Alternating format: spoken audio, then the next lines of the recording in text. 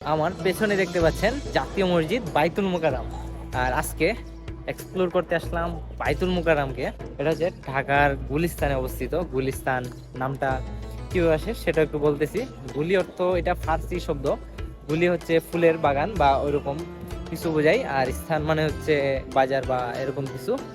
1910-20-এর দিকে এখানে একটি বাজার বসে, যেটা ছোটখাটো বাজারই ছিল ঢাকা শহরের মধ্যে পাকিস্তান আমলে। তারপর এই বাজারটা আস্তে আস্তে বড় হতে হতে যখন 1960-এর দিকে আসে, তখন এখানে মনে হয় যে একটা বড় মসজিদ বানানো দরকার। সেই মসজিদটি হচ্ছে বাইতুল মোকাররম মসজিদ। কি সুন্দর এই মসজিদের নান্দনিক ডিজাইন, আকর্ষণ, যা বাংলাদেশের অন্যান্য মসজিদ থেকে একদমই আলাদা। এটা হচ্ছে বাইতুল মোকাররমের প্রথম গেট বা বড় গেট বলতে পারেন। বাইতুল মোকাররমে আসতে না আসতেই বৃষ্টি ধরলো।